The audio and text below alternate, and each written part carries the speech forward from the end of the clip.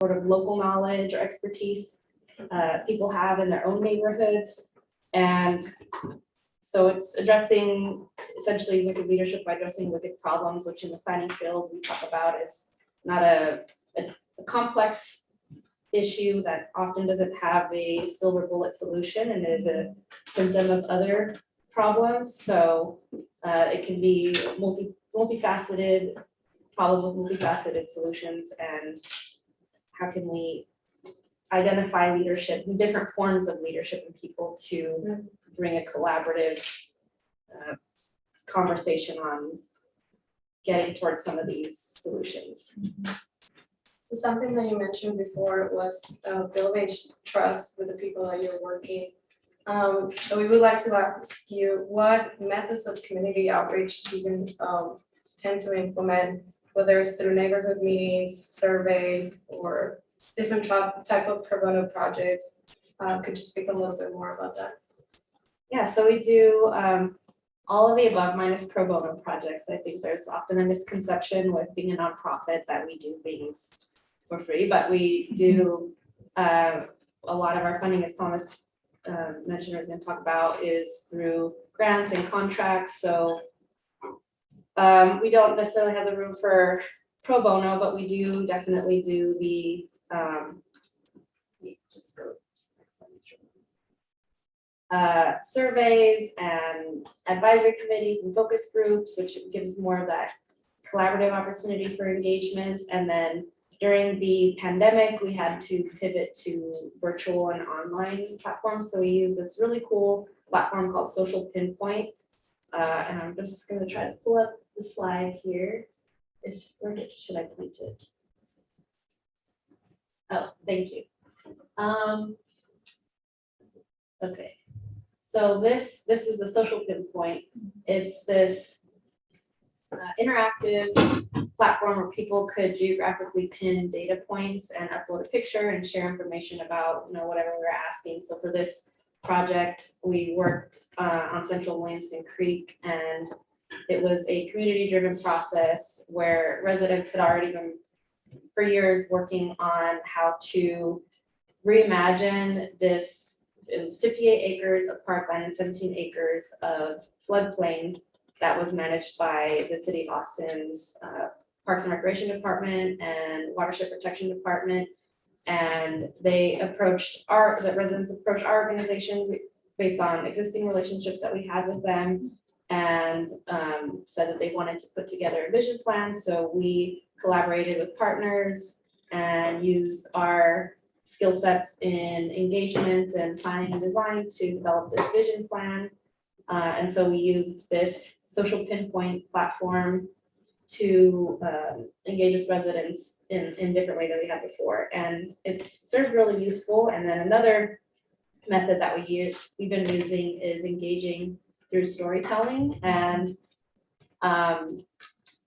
so we developed a conversation toolkit for these residents in Williamson Creek to have conversations with their neighbors and interview them and document the interviews to find out what they wanted to see happen in these green spaces, knowing that there couldn't be infrastructure considering it was a floodplain. So we worked with this cinematographer and local creative makers to produce those interviews into a 3-minute animation. So if there's time, I can show you all the animation.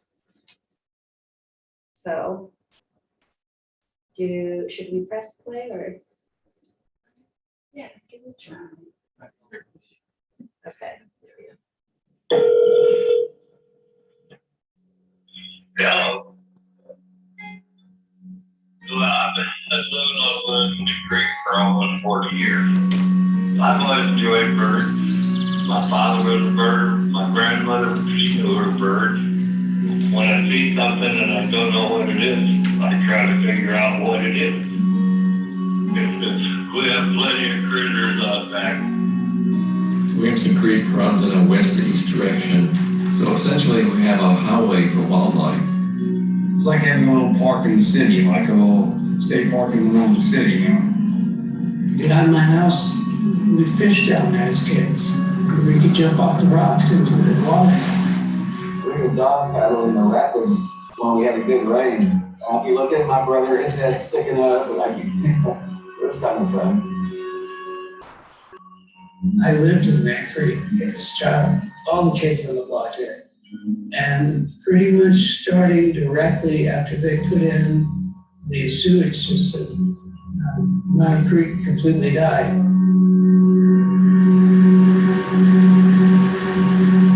At that time, it was just full of trash, washing machine parts, bicycle parts, tires. The stolen vehicles and appliances that had been thrown in the creek over the years that all formed a dam. Well, that snapped. Hurricane came through Austin and a wall of water came high enough up to flood the houses. And so someone organized a clean sweep creek cleanup. That was the start of trying to make it look like a creek again. Improving any park is just a matter of involving your neighbors. And we got 2 tons worth of trash out of the creek. After that initial cleanup, you start to notice birds, and then you're noticing coyotes, and you're seeing eagles. Chickadees and titmice and cardinals, Great blue herons, lesser blue herons, green herons, and blue jays. not to mention the turtles. Getting wise to the fact that there's need for natural surroundings. You know, what is it that our neighborhood wants? There's no question on nice days, we would certainly take the students down there and a couple of acoustic guitars and go and use it more. And actually, we're probably overdue for a walk down there. A place where I safely felt like I could say, hey boys, go run 2 laps before you come back for dinner. It's a treasure running through South Austin, and we're hoping more people will become aware of it and love on it and use it. Oh, I've been doing that for 30 years. I wouldn't mind dying down the creek one. Not anytime soon, but. Not anytime soon, No, though. but yeah, it's good. Yeah. The sanctity of my backyard. To me, that's just, I couldn't live in any other place. So that was a really fun process and an opportunity to connect with people on a more engaging, trust building level.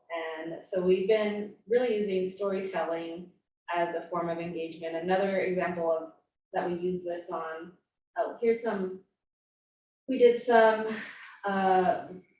flyers and outreach for the Central Williamson Creek project. And here's a couple of the examples. We did this. You know, take a picture of this character in the creek and tell a story of what they're experiencing in the creek, and you could do it with your kids, with your family, and so it went through the narrative of this little character. What were some of the challenges? What does this character want to see happen in the creek? So using those, and then we did things virtually on Facebook, and that just shows the process of that project in having these already community-led neighborhood events evolve into partnering with planners and designers, landscape architects, into creating an official document in the form of a vision plan that was officially adopted by various boards and commissions of the city. And then that just gives it a little bit more teeth to say if there's funding opportunities that come through, we have a shared vision for how to do some of these projects that we talked about through our stories and what we want to see happen in these green spaces.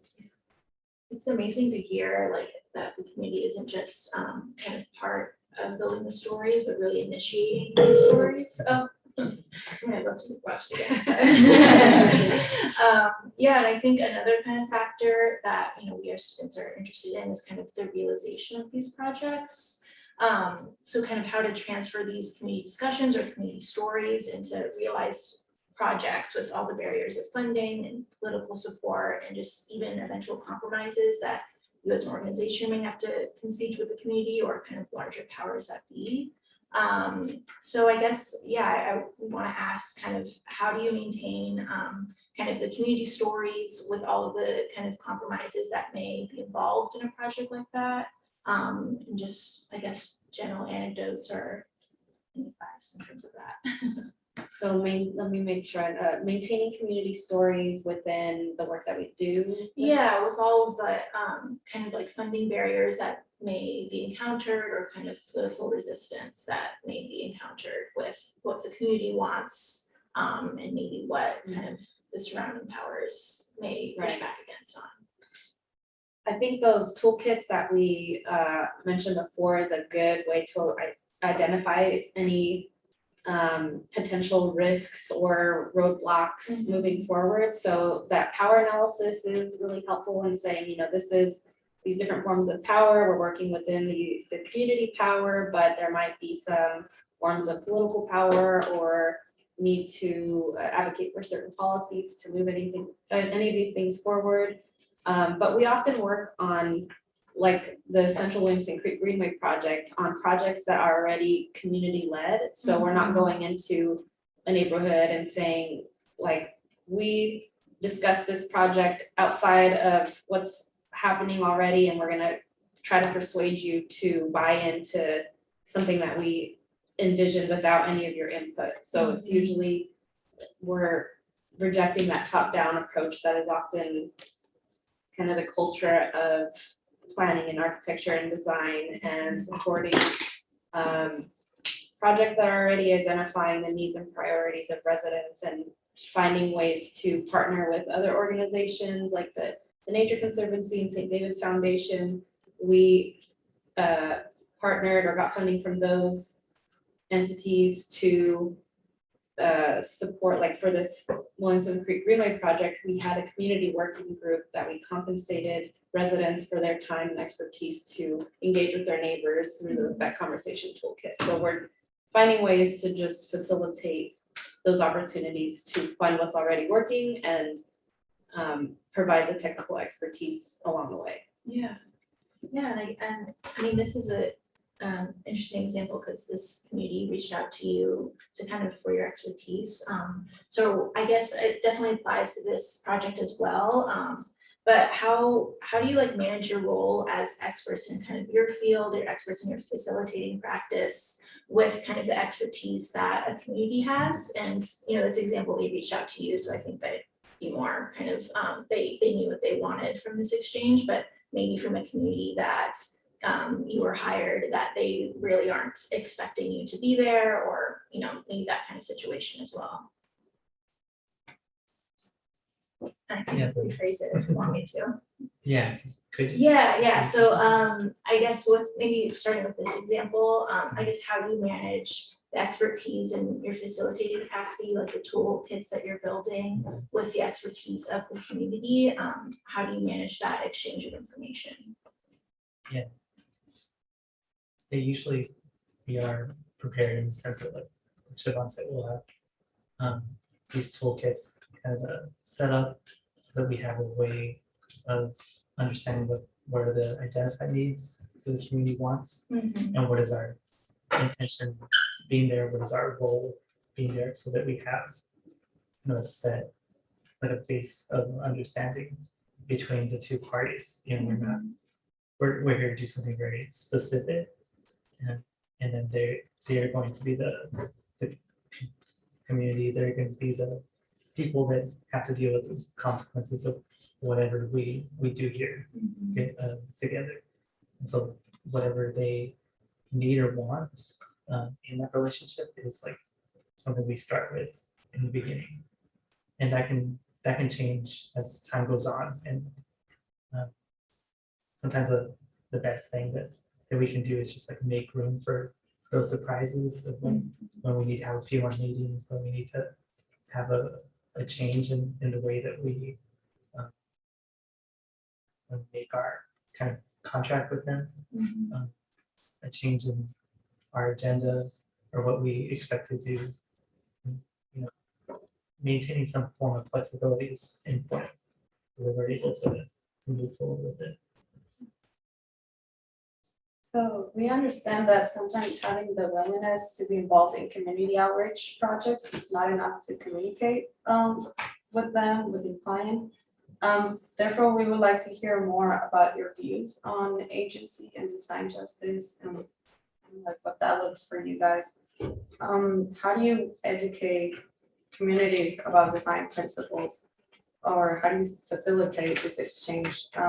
In other words, what is the process of managing different levels of design knowledge? Because a lot of these people, they probably sometimes may not even understand the vocabulary that you're using, things like that. Yeah. Oh, yeah.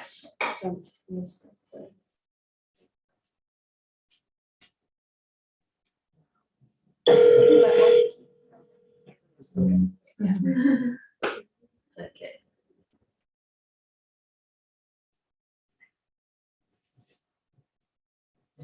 Yeah, this is what. So I'll use this slide to talk about ADUs and the Untitled initiative. I want to use this as an example of how I communicate design knowledge, because I know that when you're working with community members, when you're working with different people, not everybody understands ADUs, accessory dwelling units, and not everybody understands like the terminology. And so having that base level of understanding is really important to me. I think it's important to meet people where they're at when we're working with community members. In doing so, I hope we arrive at the same place. So here's the text that I use for this slide. An accessory dwelling unit can take many shapes and forms. It has many names. Some people call it a granny flat, an in-law unit, a carriage house. Here, when I talk about ADUs in Austin under the Alley Flat Initiative, I'm talking about a housing unit that has a full kitchen, a bedroom, a restroom built into the backyard of a primary residence.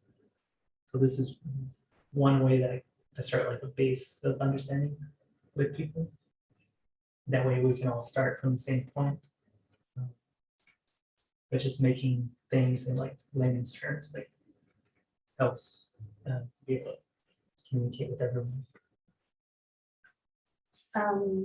So for you guys, what is the process of providing agency then in design related professions? Well, instead of assuming that we're in the position to provide agency to people, we think of it more as supporting the existing power and agency that they already have. And similar to, I mean, just thinking about the importance of language, like being very mindful of some of these terms that sometimes can get people to be a little bit defensive, like using educating, you'll say sharing information on the options that you have. Although there is a level of sharing information on some of these technical design pieces like the ADU that Thomas was talking about. But that kind of lends to these principles of design justice, which shows that, you know, people already have this inherent power and they should be involved in the decision making. They have their own agency. How can we support that through design processes? And there's this little character that our former executive director co-developed this visual primer for social impact design booklet of these two characters named Dick and Rick, and it's this visual exploration of how to incorporate some of these principles into design processes. So Dick has this top-down approach where he, without talking to anybody, thinks he has the best idea and he's gonna come to the community and say, I have the best idea. You probably never thought about it. Let's do it. And he probably has good intentions, but could learn some things from Rick, who goes in with an approach that I'm gonna go in and listen and hear what's already working. Again, like what are those needs and priorities that they've already established, and how can I lend my expertise in this area to support that? So we like to use a lot of toolkits and visuals like this to demonstrate and talk about some of these power dynamics and yeah, that's essentially how we consider the idea of agency. Yeah, that's so cute. I love how, you know, or kind of the theme of this conversation that we really wanted to facilitate is kind of the priority of what we're discussing: community engagement, community outreach, prioritizing the knowledge of a community. And that kind of engagement we find isn't necessarily explored like as a core principle of design, especially as kind of architecture students. That kind of engagement isn't really seen in our core classes. So with that in mind, I guess, you know, as a design students, but also planning students, how would you kind of practice these kinds of community outreach muscles, for lack of a better term, kind of in a school environment where maybe like this kind of setup isn't directly accessible?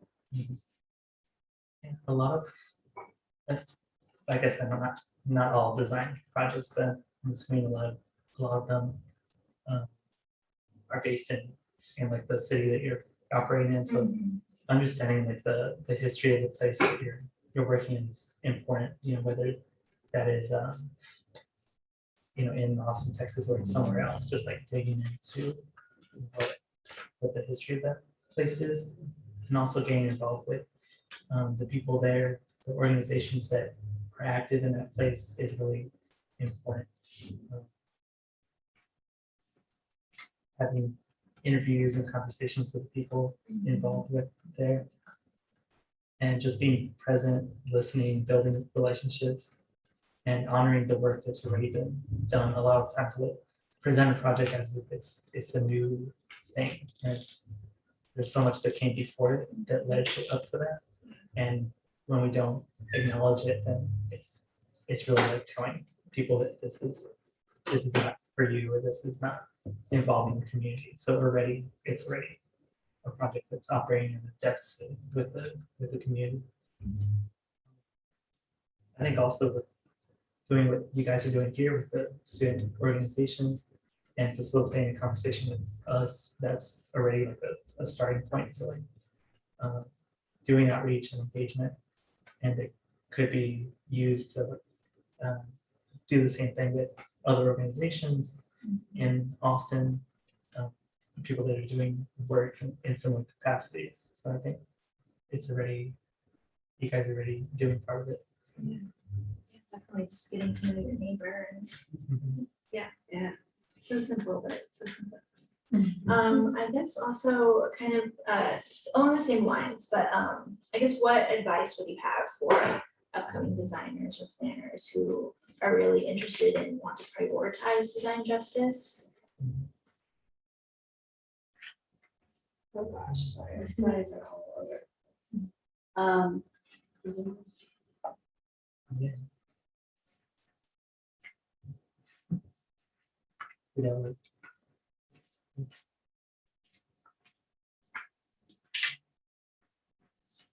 I'd say, well, I mean, we really revisit these design justice principles often in our work because they align with our values as an organization already. But they're good reminders to just think about, first start with how harmful the field in itself was to communities often, like I use I-35 as an example often as the historic racial divide that put a lot of the harmful processes of the city on that side of the highway, and people of color were forced to move there. And so when doing outreach and engagement, starting from that point of recognition opens up a lot more opportunity to have those complex conversations.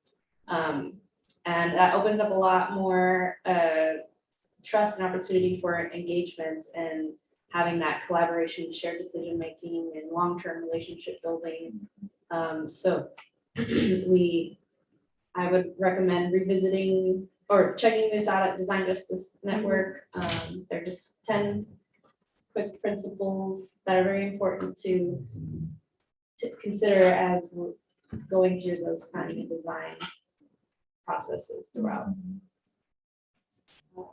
Yeah, and I do hope too that as designers and planners, we can maintain an open mind to what is possible. And I think a lot of times we will see the future of our cities in a very specific way, storefronts and big buildings. And that's not always the way that everybody sees it in the community. That's not always including what the community wants and needs. So I hope you understand that the person who will be ultimately affected by the changes that we create in these land and building projects, that person is as important in the conversation as anybody else in the room. Yourself as the designer, your boss, the community members are also at the same level of importance here. And yeah, I do recommend checking the design principles out that are offered through the Design Justice Network. I think one in particular that I wanted to revisit is the principle number 8. We work towards sustainable, community-led, and controlled outcomes. I think that really speaks to what we're looking for in our projects. Yeah, that's really impactful, and I guess kind of along the lines of opening minds. We wanted to kind of take this time also to for an opportunity for any questions from the audience. And if you're on Zoom, just type in your questions and we'll kind of refer them to us. Yeah. If there's anything that you would like to ask that we didn't touch upon, please come forward. Yes, Heather. Yeah, so I'm really thankful for so much of what you said today, and in particular the conversation about how we as students can use these tools and techniques. But I just wanted to go a little deeper with that and ask, part of the challenge as a student is we often don't have real projects. They're, hypothetical, theoretical. So what are ways to engage with residents, with communities and existing organizations without, wasting their time really? Or how can you do it in a way that's respectful, but not just extravagant? Yeah, it seems like there's such a missed opportunity with collaborating on real world projects, because I can think of, we actually have one of our interns in the CRP program that is working on the community investment wealth building project and this other project that we're working on. Because those are the classes that I learned. I gained so much on real world issues, challenges, things that come up, and just making those connections with other partners in the community or at the city. But one thing that I did was just like Thomas mentioned, learning about the history of a place is really important, because you can see what work has already been done, and then you honor whatever leaders are already doing something, so you're not reinventing the wheel or thinking you're like Dick coming in with the best example or the solution to something. But there's so many groups and organizations and coalitions happening that are seeking volunteers or just anybody to help with whatever they're working on. So, I mean, after this, I'm happy to, I know I can name like 5 organizations that are seeking volunteers on real world projects in affordable housing and transportation. So connecting with these opportunities and saying, because it's kind of tunnel vision in grad school. I remember that, and you're just like, how can I get involved?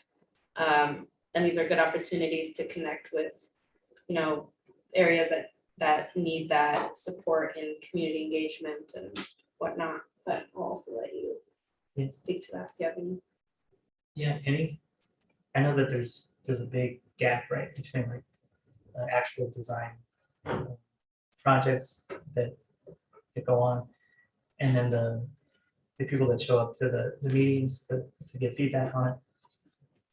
But there's a gap in capacity, I also see, where that I feel like students could also help in, just like feeling this need for like a better communication between the design world and everybody else, and trying to communicate like what exactly is an architect talking about, developer construction manager, like there's a lot of just terminology that's like so big and it is not necessarily like communicated to everybody else. So I think filling in that gap for people is like really a need that I don't necessarily know how to fix it, but I think that students could help a little bit along the way. Yeah.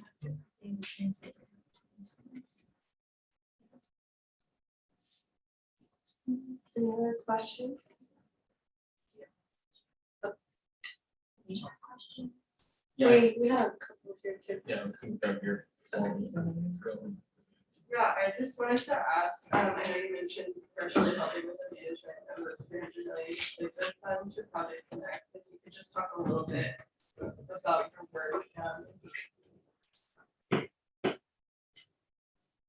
So for that, we did the advisory committee and focus groups. So we convened the advisory committee were local and national experts in community investment and wealth building strategies, particularly within housing. So it was researching, discussing strategies in these advisory committee meetings to talk about accessory dwelling units, community land trusts, what are some things that are already happening here or ideas from other cities that we can implement here, whether that's policy changes or whatnot to support that. And then we brought those conversations to these focus groups, which were recruited in neighborhoods that, after doing a spatial analysis on neighborhoods that were within a 1 mile buffer of Project Connect, we did outreach in that form of the flyer to recruit people we had 3 focus groups to evaluate the strategies that the advisory committee discussed. And then from there, we put that all into, here's what we're hearing from these experts within the community investment wealth building, and then here's what the neighborhoods that are going to be impacted by Project Connect think about those strategies and talk about maybe some of those strategies are already happening in their neighborhoods, then this is how it can be supported. So by the end of it, we're wrapping up this project, but we'll have a report that the city takes and develops an RFP or request for proposal that they'll put a call out, and organizations that are already doing the work or can partner with other organizations will move those initiatives forward with the funding from a part of that 300 million anti-displacement funding will go towards supporting those projects. So when creating that RFP, we're encouraging partnerships so that there can be a bit of capacity building. If like GNDC, which we referenced a lot, Guadalupe Neighborhood Development Corporation, they're the experts in community land trust, but there are other organizations that want to do community land trust. So is this an opportunity to have that capacity building with supporting something that a neighborhood says that they wanted from these conversations that we had with them? Just to add on to that, I think that project, the community investment and wealth building project, was a really good example of like the way that we would ideally like all our projects to be. We've placed like the lived experience with community members with the professional experience of people that are working in community investment and wealth building. We place them at the same level between the advisory committee feedback and focus group feedback. And we were able to plug that into this report. And so that, I think that was a great example of the work that we would like to continue doing. Are there any questions on the Zoom chat?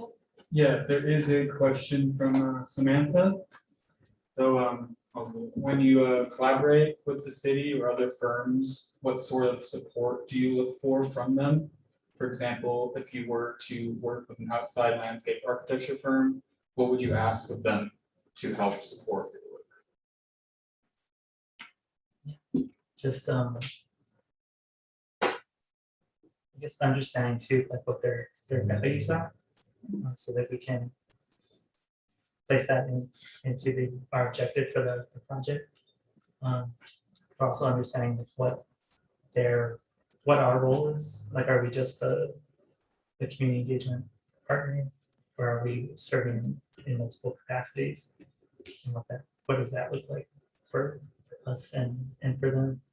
And is there enough room in the project for what we want, for enough collaboration between us and community members? You know, maybe our part is like really small, and maybe the working with community members part is really small, and we would like that to be bigger, so usually like understanding what those expectations are in the project is really important. Yeah, that will add a little more. That is just reminding me of something that we use at the beginning of all of our projects. We call it project charter, and it's what Thomas is talking about in terms of just identifying those roles, responsibilities, so everybody on the team is clear about what to expect, and in terms of asking for things from the city.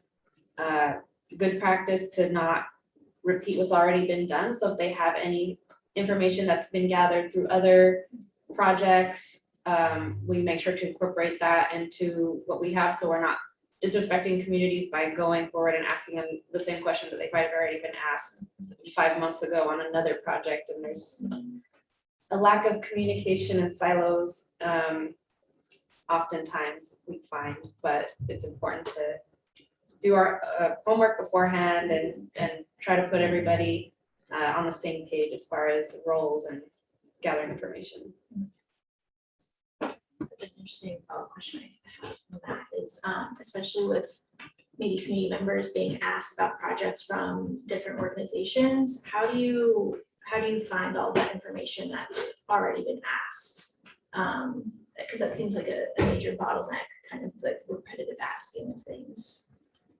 Usually there's a time at the beginning of a project where we do like some form of research to understand like what exactly our proposal is going to be, what do we want as our role.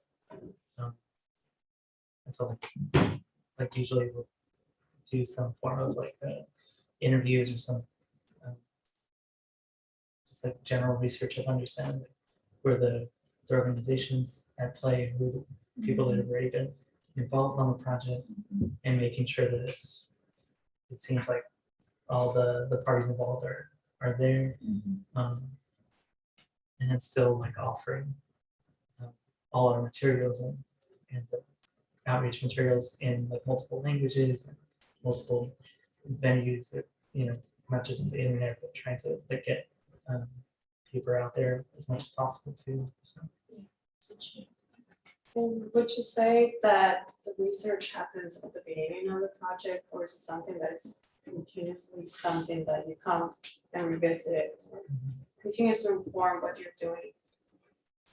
Yeah, usually throughout the project we'll gradually learn more about it. But in the beginning we try and understand as much as possible what's going on. Yes. This actually kind of goes with what you guys are saying. So you have that beginning of the middle, and then when you end the project and you're doing the closeout, how do you wrap it up without kind of leaving your community in the dust and being like, okay, bye, peace out? Yeah, usually we have some sort of dialogue with them as the close of the project ends, and where we try to understand like what are did we meet the goals and objectives that we wanted to beforehand? What are the continuing goals and objectives for that group and for the community at large? For example, the Williamson Creek project, the groups that were involved in that project, they continue to be involved in the implementation of the vision plan.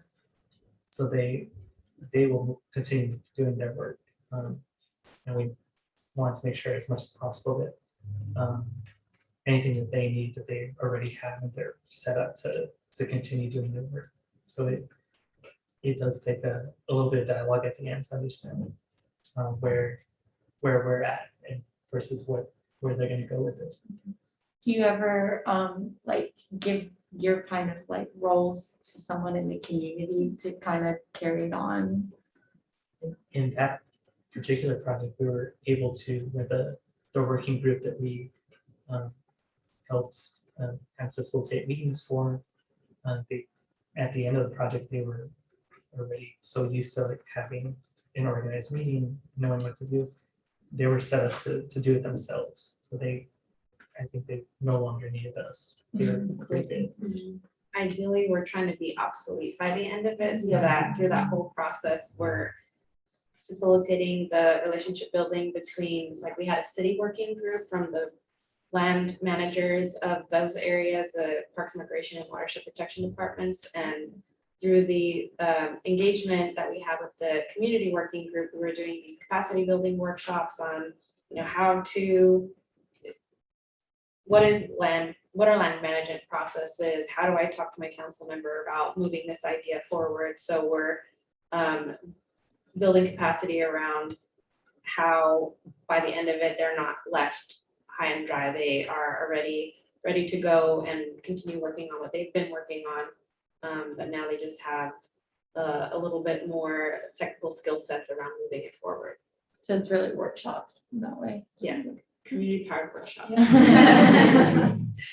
Amazing, this has been so wonderful. Unfortunately, we have to wrap up the conversation. And I would like to thank everyone who has come and participated in the event, especially to the entire code committee. And thank you to our guest speakers for giving us the honor of sharing this conversation with you. I would like to invite you guys to follow the Community Power Workshop on their social media and website to follow up with their work. And just to remind you that we will have 2 more events like this in the upcoming school year. And we hope that you have found this beneficial. We would really appreciate your feedback on a Google form that's going to be sent out to your emails. And thank you again. For everyone that RSVP for the event, we will like to ask you to, or invite you to move on to the courtyard where we're going to have lunch and hopefully continue with this conversation. Thank you so much. Thank you.